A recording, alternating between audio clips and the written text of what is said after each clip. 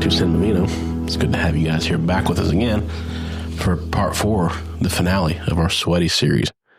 We got Travis Budd. Hey. Travie. We got Sean Jordan. Howdy. Johnny. Shoujo. That's me. Yeah. And my name's Todd.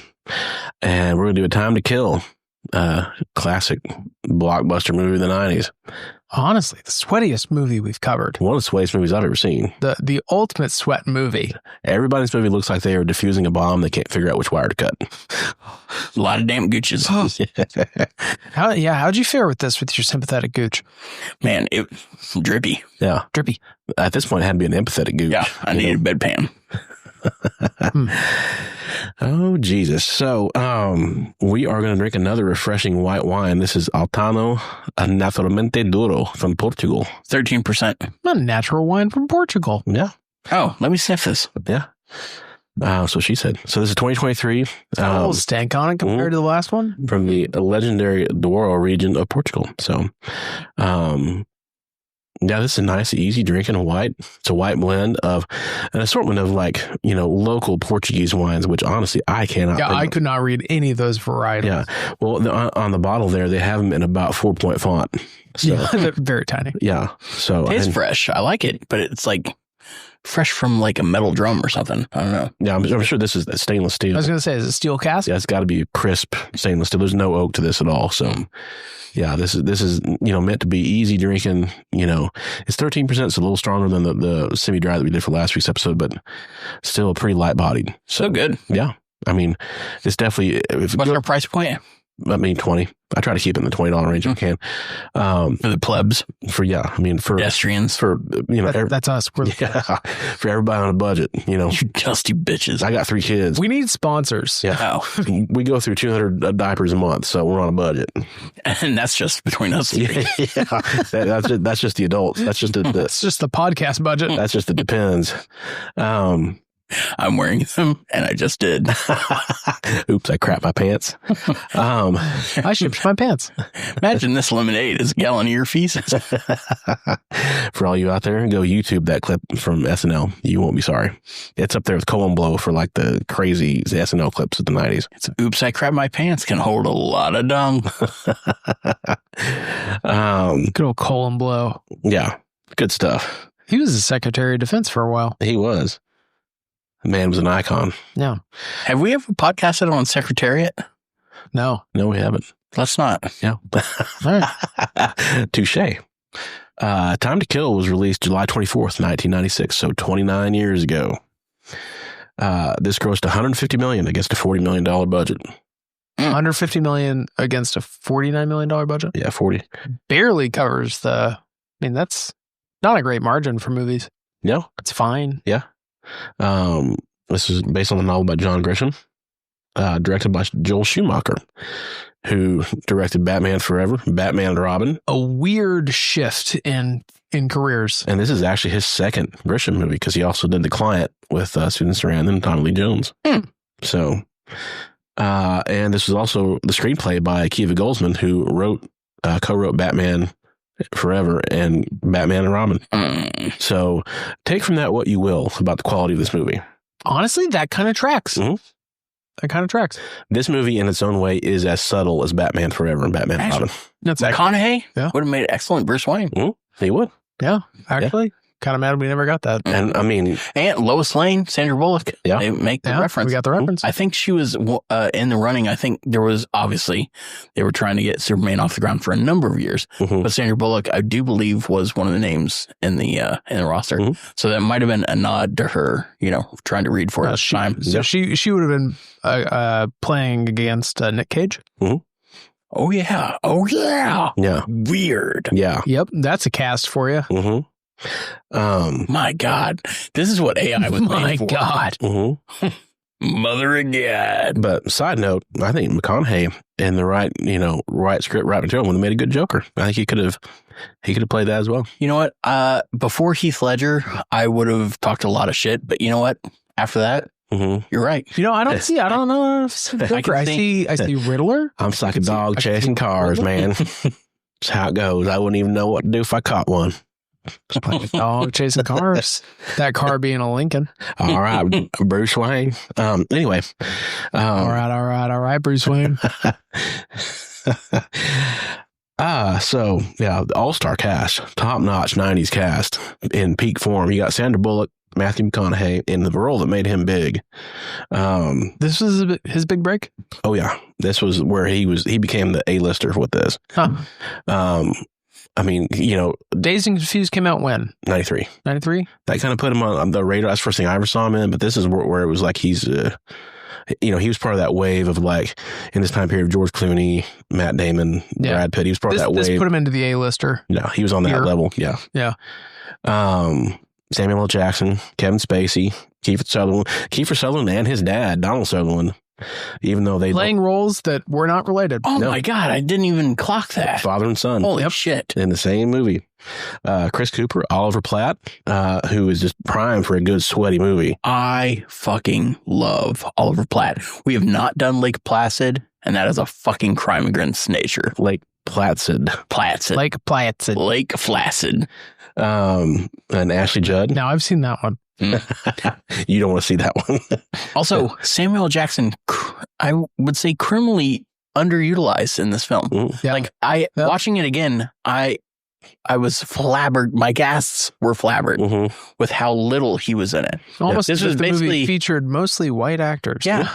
I mean, again, what's he going to do? He spends a lot of his time sitting in jail, but yeah. Good Crazy Eyes, one of the best Crazy Eyes. Yeah, good Crazy Eyes. Sam Jackson movies. Well, which his Crazy Eyes make a return when he plays in Black Snake Moan.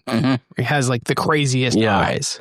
Yeah, but these, you get a close up on just the eyes through the shadow and the door and as with the other John Grisham pot boilers, this one takes place in the deep South, Mississippi. Around that place we call Mississippi. Way down yonder. Mississippi. You ever been to Mississippi? I have been to Vicksburg. I've been to the Civil War museum and stuff there. We went there as a kid. Was that museum pro or? It was not pro-union, I'll put it that way. There wasn't a lot of Northern sympathizers in that part of Mississippi. I say it was weird seeing the final moments of before the final moment. Anyway, with Samuel L. Jackson running out to hug his daughter after the trial. Yeah. The big hug, and then the American flag in the background, and then you still see the Confederate flag. And I'm like, oh. Yeah, saw that too. Yeah. Well, I think that's their state flag, right? Yeah, their state it flag was. I don't know if it still is. Yeah. Very Confederate coded. Yeah. Them in Kentucky. But yeah, it was very, that's yikes. And I don't know if Schumacher has if that's his pay grade to have that symbolism of the stars and bars with the stars and stripes together. Or if that's just what it was. Yeah. I mean, I didn't know what it was for the longest time. I just loved it for the General Lee. Yeah. I just love a good car. Like, you give me a TV series around a car like fucking Knight Rider. Yeah. Yeah. Absolutely. And so, for those who haven't seen it, Samuel L. Jackson plays Carl Lee Haley, a black man. His daughter is beaten and raped by two local redneck, hillbillies. Doug Hutchinson is one of the guys. And Nicky Cat is the other one. Who is an excellent actor and was in Green Mile, but it just apparently kind of a creepo in real life. This had to be an awful role to play. For the record, this was the old Mississippi state flag until 2021. Yeah. Oh dear. Yeah. And so Samuel Jackson's daughter is beaten and raped and left for dead, and she miraculously survives, but is in the hospital and traumatized. And in a fit of rage, Samuel Jackson gets a machine gun, and as the two prime suspects are being brought in for their arraignment, he guns both of them down in the courthouse. And so it's an M16. They never address it outright, but it's presumed that was his service rifle, right? Yeah. Because he was in the war. Yeah. Yeah. Which I'm ignorant. Do they get to take those home? I think so. Maybe. I don't know. Maybe. I don't know how that works.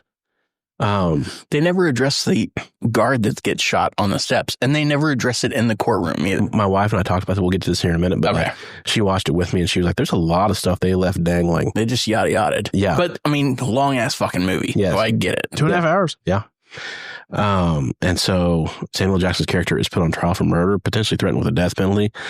Matthew McConaughey plays the young, ambitious lawyer who takes the case. And Kevin Spacey is the, cutthroat prosecutor who possibly wants to With political ambition. to be the governor of Mississippi. Boys, this is the one. Ashley Judd is in the thankless role of McConaughey's wife, who weirdly the screenwriters forgot about for about an hour and a half. Just like a solid, let's get her out of the picture. Mm-hmm. Really let this romance play out between him and this other Awkwardly, woman. yes. Yep. And then she shows up in a very, very written feeling scene where it's like, there's like rain in the background. Just it's very golden. Absolve him. Yeah. Just, like, hey, you know what? You were right all You were along. right all along. Yeah. I just needed to come down and say this in person. Mm-hmm. But she still You got were our right. house set on fire. Right. And, we're not going to talk about that. Mm-hmm. And, it's amazing how they yada yada the Sandra Bullock character. Like she sees the case in the hospital and that's it. You don't see her again. Yep. And at the big cookout at the end, it's like, McConaughey rolls in with Ashley Judd. I really wanted the scene of like, well, honey, here's my wife, and now meet my hot paralegal who worked with me the whole time while you were gone. Just like, I want that like stare down. Yeah. So I'd like to do tequila shots with Sandra Bullock. Yeah. That's just me. Okay. Tequila shots with hot sauce. How do we feel about that? I've heard of that being done. That's not something that I have never heard of that. too great taste and don't taste great. Like salt, obviously. It sounds like a McConaughey lime, thing. obviously. They were. And then Was he it just wanted to Tabasco? put it in the movie. Yeah. They were doing Tabasco. So, all right, you get some Tabasco and you put that in there. And It was like Tabasco instead of salt. mm-hmm. Interesting. Yeah. I need to try this. Yeah, you get some agave. So like he was just trying to get something going. Sure. We wanted to put it out in the It zeitgeist. worked. I'm into it. Yeah. 20 years later, 30 years later. Mm-hmm. So yeah, Donald Sutherland is McConaughey's like boozy mentor. I like that they say, send a case over there. And then he's walking around and he's got the bottle with him. He's like, all right, well, we just established it. So we got to show it in the next scene. This movie definitely adheres to it like a baby. the movie cliche that if a movie takes place in the Deep South, everybody has to be cartoon characters. Also, Oliver Platt has to establish everything. So you're saying you want me to help you in this case, in this county, in this spot. He does it twice. He goes over after his house is burned down. We're like, look, here's the story so far to catch you up because this movie's 2.5 hours. Yeah. You're saying your house got burned down. You're still going to stay here. After all, we're like, okay. Yeah. He's Dr. Exposition. Mhm. Yeah. It's the shittiest X-Men. Yeah. That's a shitty power. Professor Exposition. Yeah. He shows up and states the obvious for the audience. There's hindsight lad in either DC or something. And he goes, what you should have done. That's his power. He's like a Monday morning quarterback. And they're like, fucking duh. Man, give that man a wedgie. Yeah. Yeah, Kevin Spacey's accent's right out of Foghorn Leghorn. I don't know who signed off on that. That's up there with Malkovich's Brownder's accent. They're like, ladies and gentlemen of the jury, Give this man his mind. Speaking of another great actor who's kind of an asshole. yeah. But I mean, it's like Michael, I don't know if you've ever seen The Office, Michael Scott, when he does his like Southern, like, I do declare. I mean, that is definitely Kevin Spacey's movie. He's took it straight out of the humble Southern lawyer type of acting. Yeah. It just. Now, see here.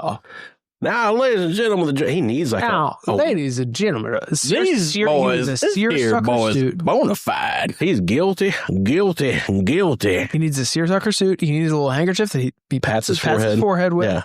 Now, lady, I may just be a humble Southern lawyer. 11 herbs and spices. It's like, man, Alex Finch is rolling over his grave right now.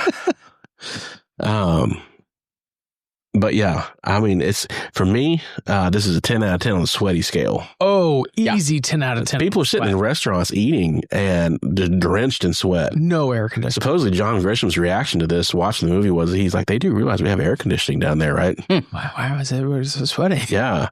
Sitting there deliberating the jury, they're all drenched in sweat. And it's like, y'all in a restaurant, you know? Who's going to eat a meal? Courthouses are notoriously cold. It looks like they're in a racquetball game. It's like, who's going to like have like crab legs right now? That's the worst thing I've ever seen in my life. It's like, fuck that noise.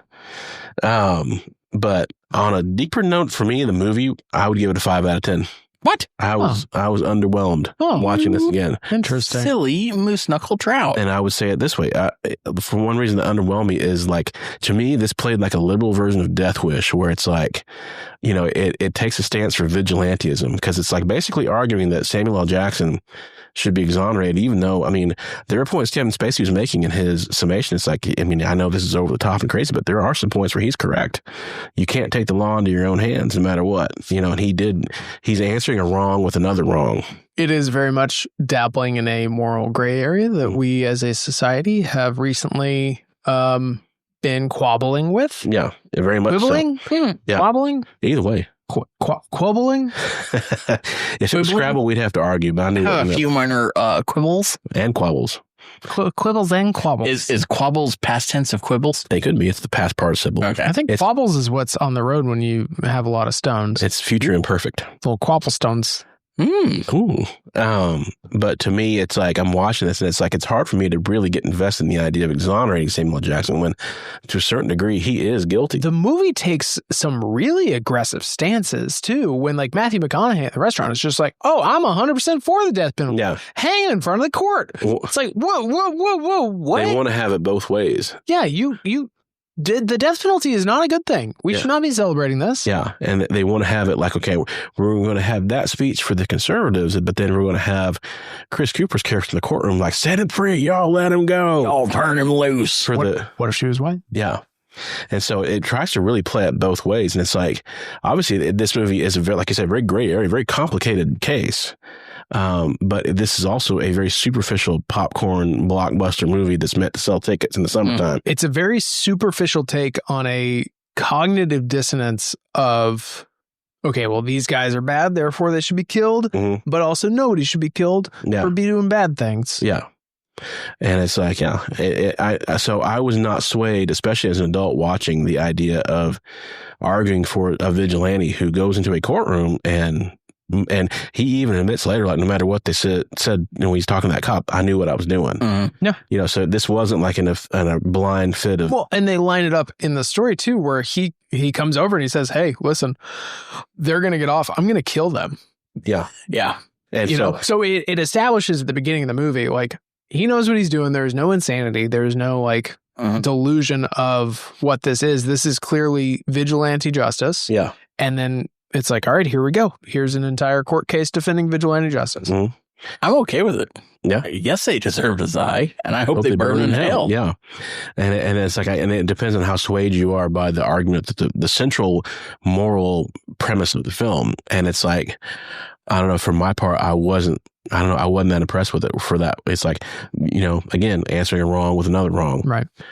And, you know, again, it's complicated. You could argue the Samuel L. Jackson character in that time and place would say that, well, I'm not going to get any justice anyway.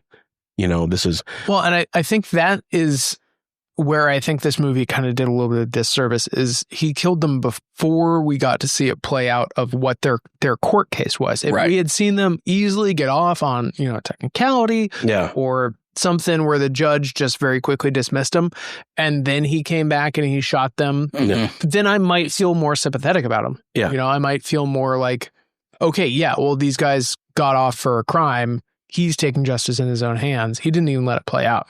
And that's how I remembered it. I thought that I was like, he doesn't shoot him here, right? And then he shot him. I was like, oh my God, I thought he shot him coming out after like whatever verdict it was. But yeah, it had been a while since I'd seen it. And so basically it's like, you know, McConaughey makes an argument of like, you know, can a black man get a fair trial in Mississippi? But it's like, also the irony is that Samuel L. Jackson's character took a trial away from the two people he killed. You know, they did not get to be put on trial. Yeah. Didn't even get to face justice. Yeah. Also, the judge, his name was Judge Noose? Yeah. Judge Noose? Also, he was the king in Braveheart. Mm-hmm. I couldn't figure out where I knew him from. Yeah, the Irish actor Patrick McGoohan. So, yeah. You got an Irish guy? But his name was Noose. Yeah. I was like, Judge Noose. Mm-hmm. Judge Noose. Judge Noose. Very written. They couldn't come up with a better name. Was that like a placeholder and nobody? Yeah. It was just like, we'll figure something out. Yeah. Later. Yeah. Judge And they Hangman. just never got around to it. Yeah. But yeah, and also like again the How are we feeling about the? It was Red Foreman who played the Grand Dragon. Yeah, right? He was only in it for a little bit. Got And lit then on fire. Burned to death. You know Yeah. what? Didn't hate that. well, and it's The like Grand Dragon died by fire. I know. Yeah. Hilarious. Kind of cool. dragon can't burn. Sure as hell Fire can. can't kill a dragon. But and you know, and at the end, my wife pointed out like that. So you know, obviously you got 100 Klan members there. Samuel Jackson gets exonerated. He just walks out freely, no violence or shouting. Just like let him out. Yeah, It's fine. just let him go. Let him be on his way. There's not going to be any kind of riots or anything. There will be no violence.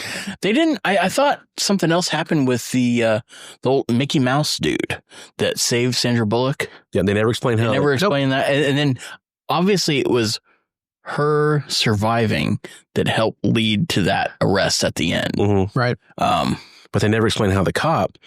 And like when you go stand over there with him, like how did they find that out? Yeah. What happens to the cop?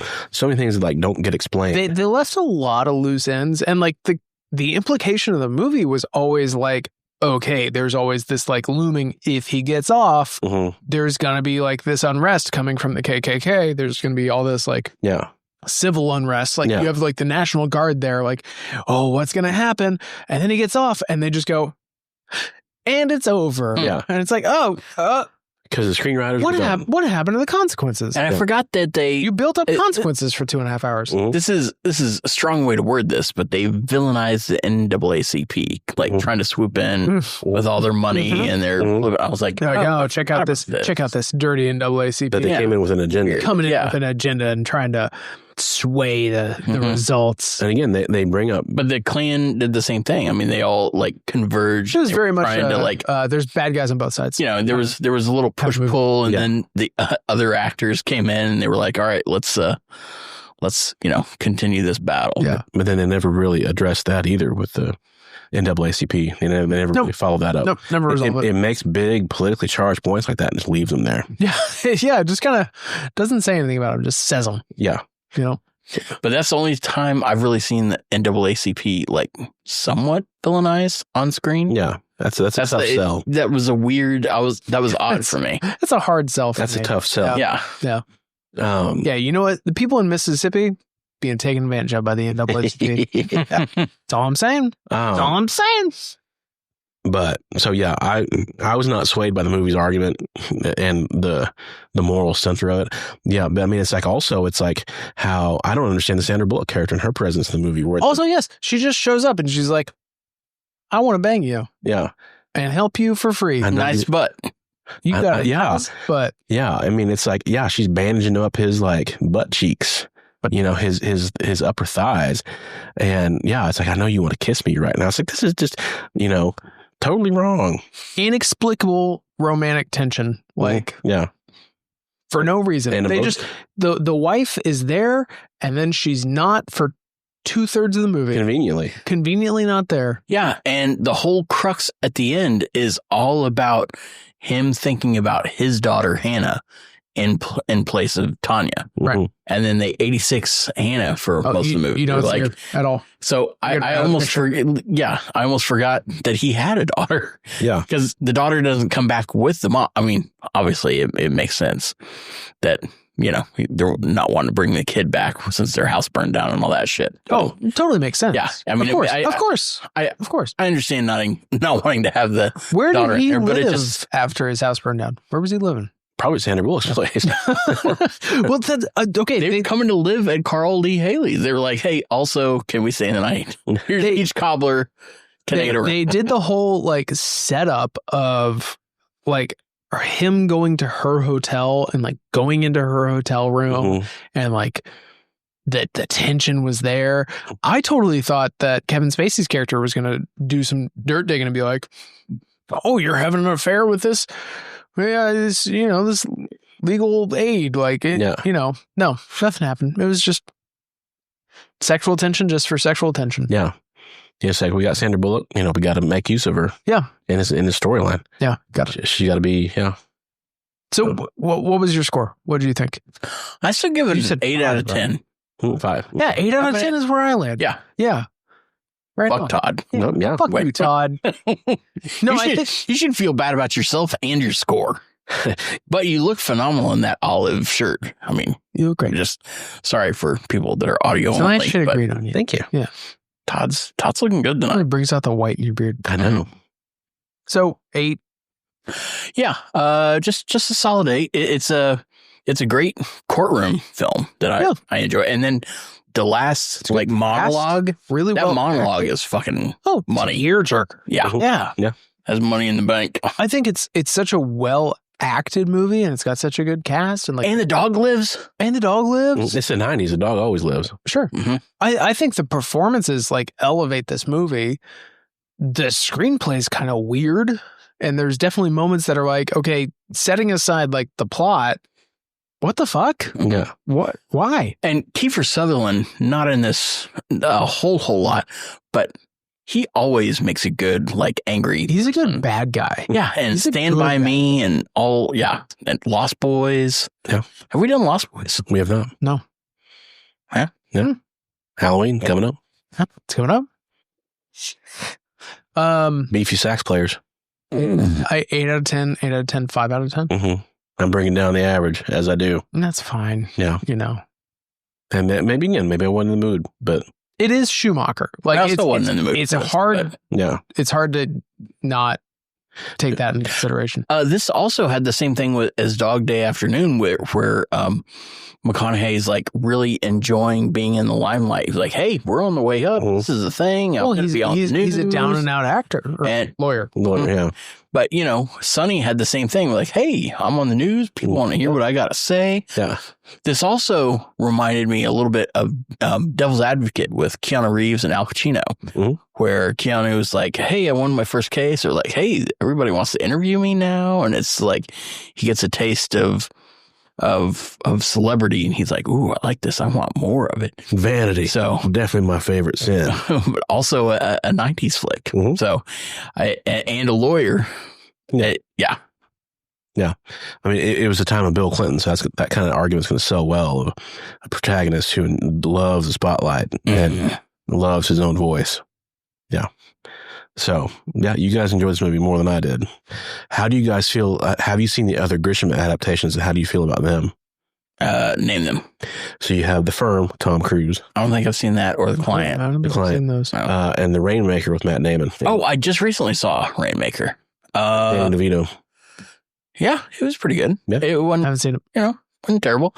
The only reason I think I've seen it is because they're going to do a TV series called Rainmaker, and I've seen the clips, and one of the gals is like, "Are you going to do it? Are you going to become a rainmaker?" And I'm like, "Oh, jeez." Yeah.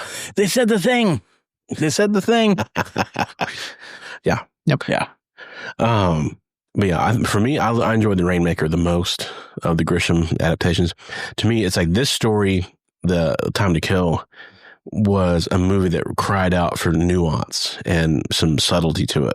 It's obviously a big, emotional, dramatic story, and it cried out for handling that would kind of balance it out with some more subdued handling of the material. I feel like this movie tried to do nuance, but did it so heavy-handedly that it just came out as just making really big swings that just didn't.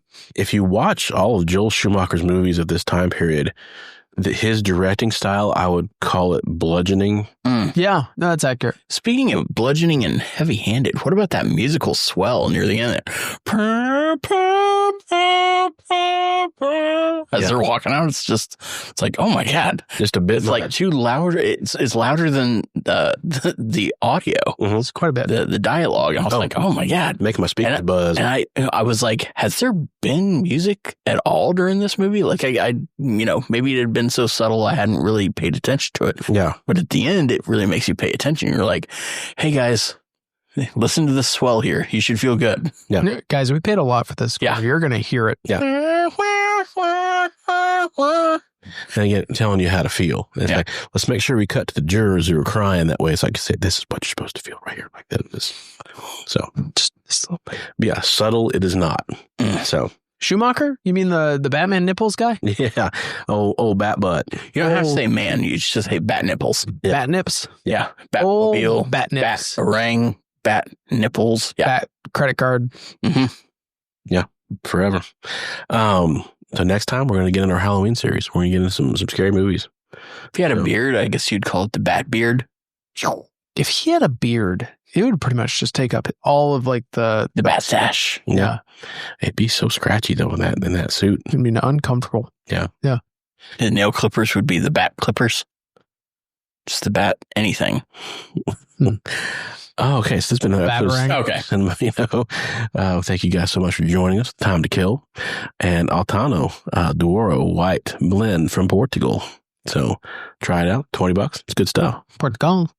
Got Trav Bud, Shaw George. That's me. I'm T-Waff. Great movies, only drunker. Toe off. And we will see you guys next time.